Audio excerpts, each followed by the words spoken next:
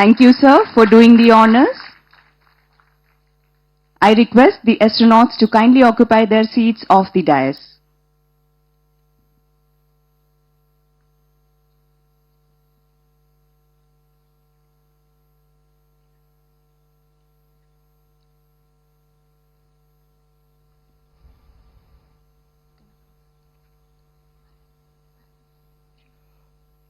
I deem it an honor and pleasure to humbly request Honorable Prime Minister Sri Narendra Modi ji to address the audience.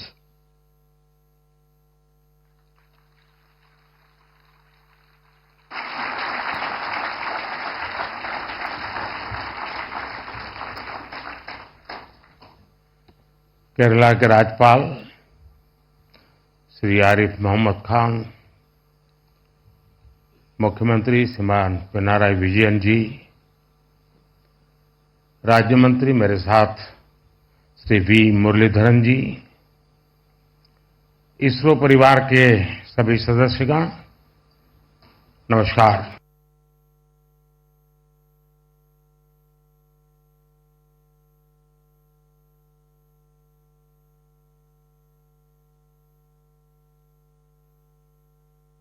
साहसिक साथियों के सम्मान में हम सब स्टैंडिंग ओवेशन दे करके तालियों से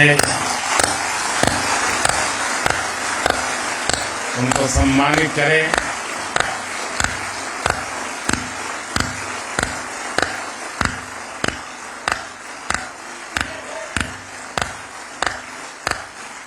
भारत माता की, भारत माता की, भारत माता की। बहुत बहुत धन्यवाद। हर राष्ट्र की विकास यात्रा में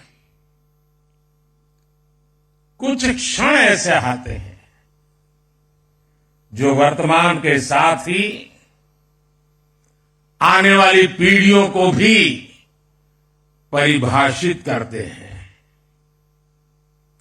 आज भारत के लिए ये ऐसा ही क्षण है। हमारी आज की जनरेशन बहुत सौभाग्यशाली है, जिसको जल, थल, नभ और अंतरिक्ष में ऐतिहासिक कामों का यश मिल रहा है। कुछ समय पहले मैंने अयोध्या में कहा था कि ये नए काल चक्र की शुरुआत है। इस नए काल क्षेत्र में ग्लोबल ऑर्डर में भारत अपना स्पेस लगातार बड़ा बना रहा है और ये हमारे स्पेस प्रोग्राम में भी साफ साफ दिखाई दे रहा है। साथियों, पिछले वर्ष भारत वो पहला देश बना जिसने चंद्रमा के साउथ पोल पर तिरंगा फहराया।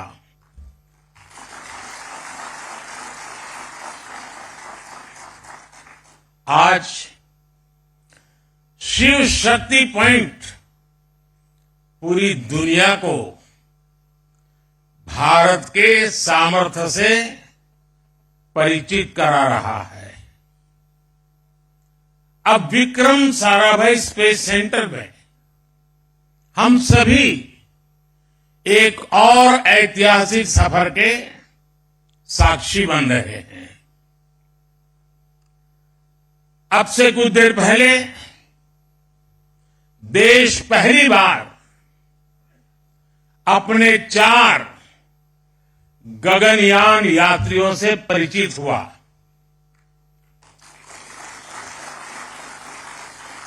ये सिर्फ 4 नाम और 4 इंसान नहीं है, ये 140 करोड़ एस्पिरेशंस को स्पेस में ले जाने वाली 4 शक्तियां हैं।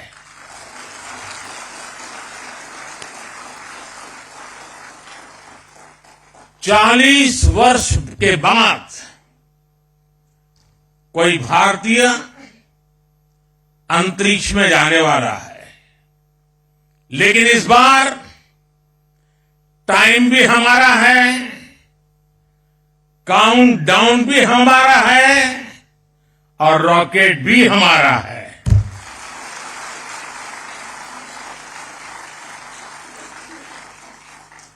मुझे खुशी है कि आज इन एस्ट्रोनॉट से मिलने, उनसे बातचीत करने और उन्हें देश के सामने प्रस्तुत करने का सौभाग्य मुझे मिला।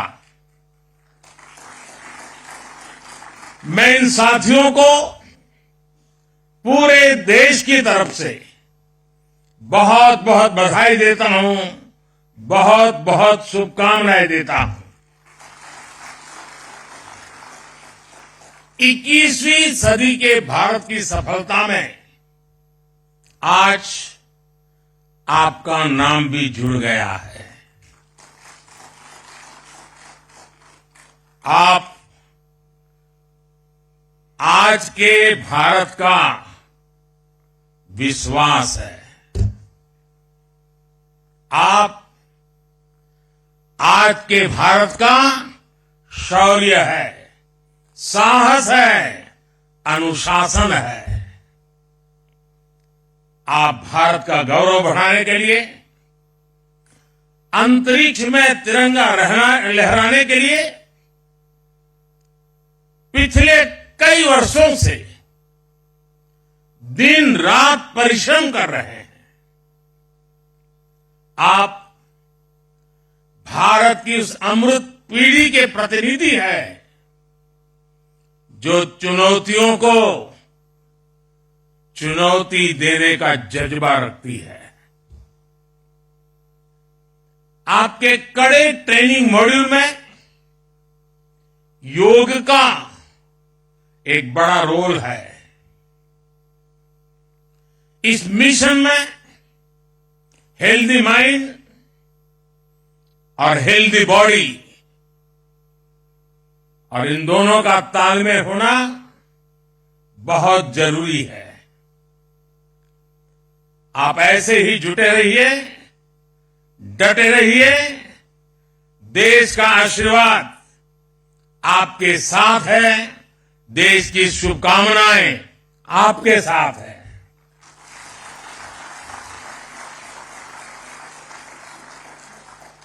आपको ट्रेनिंग देने में जुटे इसरो के गगनयान प्रोजेक्ट से जुड़े सभी साथियों को भी मैं अनेकों शुभकामनाएं देता हूं। लेकिन इसके साथ साथ कुछ चिंता भी बताना चाहता हूं और हो सकता है वो बातें कुछ लोगों को कड़वी भी लग जाए। मेरी देश की जनता को और देश के खास करके मीडिया को मेरी करबद्ध प्रार्थना है कि जो 4 साथी हैं उन्होंने लगातार पिछले कुछ वर्षों से तपस्या की है, साधना की है और दुनिया के सामने चेहरा दिखाए बिना की है। लेकिन अभी और भी बहुत कुछ करना बाकी है। अब उनको बहुत कठिन कसौटियों से गुजरना है। उनको अभी और अपने शरीर को, मन को कसना है। लेकिन हमारा देश का, हम लोगों का जैसा स्वभाव है, अब ये 4 सेलिब्रिटी बन चुके हैं। अब वो कहीं चाहते होंगे, कोई ऑटोग्राफ लेने के लिए दौड़ेगा। अब उसको सेल्फी भी चाहिए, फोटो भी चाहिए, ऑटोग्राफ भी चाहिए। अब थोड़ा मीडिया वाले भी डंडा लेके खड़े हो जाएंगे, उनके परिवारजनों के बाल नोच लेंगे। बचपन में क्या करते थे, यहां कैसे गए, टीचर के पास चले जाएंगे, स्कूल में चले जाएंगे। यानी एक ऐसा वातावरण बन जाएगा कि इनके लिए वो साधना का कालखंड में रुकावट आ सकती है। और इसलिए मेरी करबद्ध प्रार्थना है कि अब रियल स्टोरी शुरू हो रही है। हम जितना उनको सहयोग देंगे, उनके परिवार को सहयोग देंगे, ऐसी कुछ चीजों में न उलझ जाए, उनका ध्यान एक ही रहे, हाथ में तिरंगा है, अंतरिक्ष है, 140 करोड़ देशवासियों का सपना है, वही हम सबका संकल्प है, यही भाव रहे। इसलिए हम जितनी अनुकूलता करेंगे, मैं समझता हूं देश का सहयोग बहुत जरूरी है, मेरे मीडिया के साथियों का बहुत जरूरी है। अब तक ये नाम बाहर नहीं गए तो हमारा काम ठीक से चलता रहा, लेकिन अब थोड़ी कठिनाई उनके लिए भी बढ़ जाएगी और हो सकता है उनको भी कभी मन कर जाए, चलो यार एक सेल्फी ले लेते तो क्या जाता है। लेकिन इन सब चीजों से हमें बच के रहना होगा। साथियों, यहां इस कार्यक्रम से पहले मुझे गगनयान के बारे में भी विस्तार से जानकारियां दी गई, अलग अलग इक्विपमेंट के विषय में जानकारी दी गई, उनके ऑपरेशंस के विषय में बताया गया। मुझे जानकर बहुत अच्छा लगा कि गगनयान में यूज होने वाले ज्यादातर उपकरण मेड इन इंडिया है। ये कितना बड़ा संयोग है कि जब भारत दुनिया की टॉप 3 इकोनॉमी बनने के लिए उड़ान भर रहा है, उसी समय भारत का गगनयान भी हमारे स्पेस सेक्टर को एक नई बुलंदी पर ले जाने वाला है। आज यहां अनेक प्रोजेक्ट्स का लोकार्पण भी किया गया है। इनसे देश का वर्ल्ड क्लास टेक्नोलॉजी के क्षेत्र में सामर्थ्य तो बढ़ेगा ही, साथ ही रोजगार के भी नए अवसर बनेंगे। और साथियों, मुझे खुशी है कि हमारे स्पेस सेक्टर में विमेन पावर,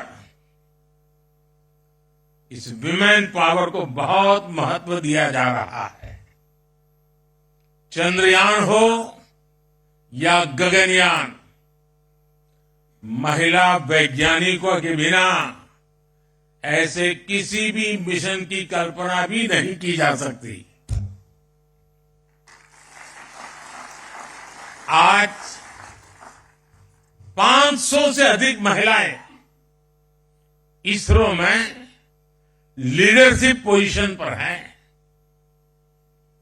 मैं यहां मौजूद सभी महिला वैज्ञानिकों, टेक्नीशियंस, इंजीनियर्स की हृदय से सराहना करता हूं। लेकिन इसके कारण पुरुष वर्ग नाराज न हो जाए, उनको तो मिलता ही रहता है अभिनंदन। साथियों, भारत के स्पेस सेक्टर का एक बहुत बड़ा योगदान है जिसकी उतनी चर्चा नहीं हो पाती। ये योगदान है युवा पीढ़ी में साइंटिफिक टेम्परामेंट के बीज बोने का। इसरो की सफलता देखकर कितने ही बच्चों के मन में ये बात आती है कि बड़ा होकर मैं भी साइंटिस्ट बनूंगा। वो रॉकेट का काउंटडाउन, उसकी उल्टी गिनती लाखों लाख बच्चों को प्रेरित करती है। हर घर में कागज के हवाई जहाज उड़ाने वाला जो एरोनॉटिकल इंजीनियर है, वो बड़ा होकर आप जैसा इंजीनियर बनना चाहता है, साइंटिस्ट बनना चाहता है। और किसी भी देश के लिए उसकी युवा पीढ़ी की इच्छा शक्ति बहुत बड़ी पूंजी होती है। मुझे याद है जब चंद्रयान 2 की लैंडिंग का समय था, पूरे देश के बच्चे उस पल को देख रहे थे। उस पल में बच्चों ने बहुत कुछ सीखा। फिर आया पिछले साल 23 अगस्त का दिन। चंद्रयान की सफल लैंडिंग ने युवा पीढ़ी को एक नए जोश से भर दिया। इस दिन को हमने स्पेस डे के तौर पर मान्यता दी है। आप सभी ने देश को अपनी स्पेस जर्नी में भारत को उपलब्धियों के ऐसे एक से बढ़कर एक पल दिए हैं। स्पेस सेक्टर में हमने कई रिकॉर्ड बनाए हैं। पहले ही प्रयास में मंगल ग्रह तक पहुंचने की सफलता भारत को मिली। एक ही मिशन में 100 से अधिक सैटेलाइट लॉन्च करने वाला देश हमारा भारत है।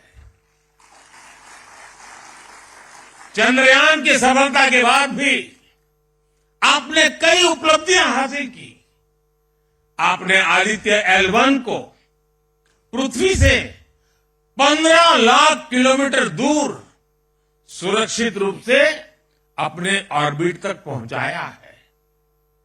दुनिया के कुछ ही ऐसे देश ऐसा कर पाए हैं। 2024 को शुरू हुए अभी कुछ हफ्ते ही हुए हैं। इतने कम समय में ही आपने एस्पोसैट और इनसेट 3DS जैसी सफलता हासिल की है। साथियों, आप सभी मिलकर भविष्य के लिए नई संभावनाओं के द्वार खोल रहे हैं। अनुमान है कि आने वाले 10 वर्षों में भारत की स्पेस इकोनॉमी 5 गुना बढ़कर $44 बिलियन तक पहुंच जाएगी। स्पेस के क्षेत्र में भारत एक बहुत बड़ा ग्लोबल कॉमर्शियल हब बनने जा रहा है। आने वाले कुछ वर्षों में हम चंद्रमा पर एक बार फिर जाएंगे।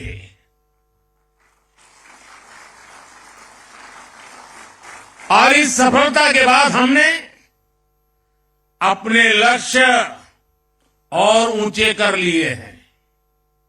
अब हमारे मिशन टेक्नोलॉजी की दृष्टि से और अधिक चैलेंजिंग होंगे। हम चंद्रमा की सतह से सैंपल जुटाएंगे और उन्हें पृथ्वी पर वापस लेकर के आएंगे। इससे चांद के बारे में हमारी जानकारी और समझ और बेहतर होगी। इसके बाद शुक्र भी इसरो के लक्ष्यों में से एक है। 2035 तक अंतरिक्ष में भारत का अपना स्पेस स्टेशन होगा, जो हमें स्पेस के अज्ञात विस्तार को जानने में मदद करेगा। इतना ही नहीं, इसी अमृतकाल में भारत का एस्ट्रोनॉट भारत के अपने रॉकेट से चंद्रमा पर भी उतरकर दिखाएगा। साथियों, 21वीं सदी का भारत, विकसित होता हुआ भारत, आज दुनिया को अपने सामर्थ्य से चौंका रहा है। पिछले 10 वर्षों में हमने लगभग 400 सैटेलाइट्स को लॉन्च किया है, जबकि इससे पहले के 10 वर्षों में मात्र 33 सैटेलाइट्स लॉन्च किए गए थे। 10 वर्ष पहले पूरे देश में मुश्किल से 1 या 2 स्टार्टअप थे। आज इनकी संख्या 200 पार हो चुकी है। इनमें से अधिकांश स्टार्टअप्स युवाओं द्वारा शुरू किए गए हैं। आज इनमें से कुछ लोग हमारे बीच भी मौजूद है। मैं उनके विजन, उनके टैलेंट और उनकी उद्यमता की सराहना करता हूं। हाल ही में हुए स्पेस रिफॉर्म्स ने इस सेक्टर को नई गति दी है। पिछले हफ्ते ही हमने स्पेस में एफडीआई पॉलिसी भी जारी की है। इसके तहत स्पेस सेक्टर में 100% फॉरेन इन्वेस्टमेंट को भी मंजूरी दे दी गई है। इस रिफॉर्म से दुनिया के बड़े बड़े स्पेस संस्थान भारत आ पाएंगे और यहां के युवाओं को पूरी दुनिया के सामने अपना टैलेंट दिखाने का मौका मिलेगा। साथियों, हम सब ने मिलकर 2047 तक भारत को विकसित राष्ट्र बनाने का संकल्प लिया है। इस संकल्प को सिद्धि तक पहुंचाने में स्पेस सेक्टर की भूमिका बहुत बड़ी है। और स्पेस साइंस सिर्फ रॉकेट साइंस नहीं है, बल्कि ये सबसे बड़ी सोशल साइंस भी है। स्पेस टेक्नोलॉजी से सोसाइटी को सबसे अधिक लाभ होता है, सबको लाभ होता है। आज हमारी डेली लाइफ में जो भी टेक्नोलॉजी यूज होती है, उसमें स्पेस टेक्नोलॉजी का बहुत बड़ा रोल है। खेती में फसल की देखरेख हो, मौसम की जानकारी हो, साइक्लोन और दूसरी आपदाएं हो, सिंचाई के साधन हो, गाड़ी चलाने में मदद करने वाली मैप हो, ऐसे अनेक काम सैटेलाइट डेटा से ही होता है। भारत के लाखों मछुआरों को नाविक द्वारा सटीक जानकारी मिलने के पीछे भी स्पेस की ताकत है। हमारे सैटेलाइट्स हमारे बॉर्डर को सेफ रखने में भी मदद करते हैं, तो दूर सुदूर इलाकों में एजुकेशन, कम्युनिकेशन और हेल्थ सर्विसेज पहुंचाने में भी वो भरसक मदद करते हैं। इसलिए विकसित भारत के निर्माण में आप सभी की, इसरो की, पूरे स्पेस सेक्टर की बहुत बड़ी भूमिका है। मैं एक बार फिर आप सभी को अनेक अनेक शुभकामनाएं देता हूं। टीम गगनयान को विशेष रूप से 140 करोड़ देशवासियों की तरफ से शुभकामनाएं देता हूं। फिर एक बार आप सबको शुभकामनाएं देते हुए बहुत बहुत धन्यवाद।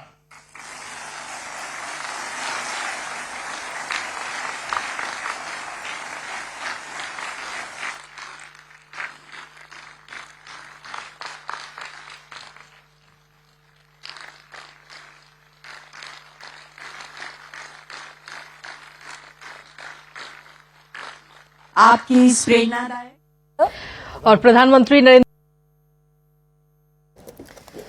All right, as you can see on your screens right now, the Prime Minister addressing audiences who have gathered right now at the, as you can see, what just took place a few minutes ago was the unveiling of the names, and this is something that's been looked forward to over the last few months, the unveiling of the 4 names, the 4 people that will be participating in the Gaganyaan space mission. Ever since it was announced in 2018, this is obviously India's first manned space mission. The names of who the astronauts are, that's been a subject of much suspense and secrecy. You can see them all on the stage right now. We're heading into a quick break. On the other side, more of the country's top stories. This is the Breaking News Show on CNN News 18.